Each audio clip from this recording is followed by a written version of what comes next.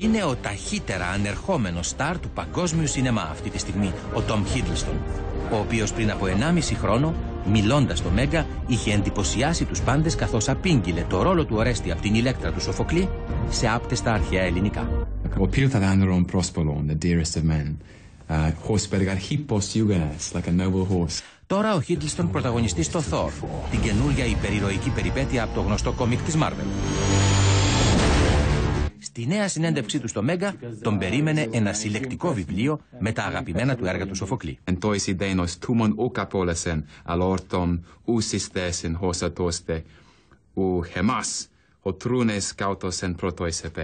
It's amazing.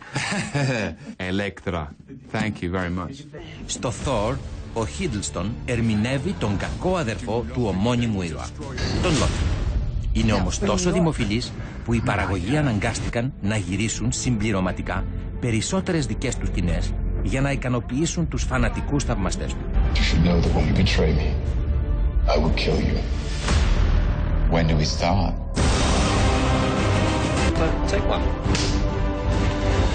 Ο ίδιος ο Βρετανός ηθοποιός πάντως, ο οποίος εκτός από τον Thor που βγαίνει τώρα στην Ελλάδα, πρωταγωνιστεί και στην τελευταία ταινία του Jim Jarmusch, μόνο οι εραστές μένουν ζωντανοί, γνωρίζει πολύ καλά τους μηχανισμούς της αφήγησης και ως λάτρης της αρχαίας ελληνικής ποίησης ανατρέχει στους κλασικούς.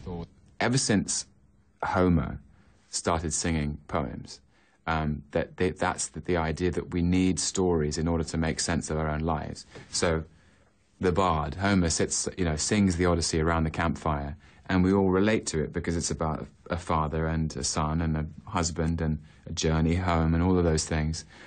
Why do we sit around the campfire? Why do we go to the movies? Why do we go to the theatre? Because we need to make sense of our own humanity.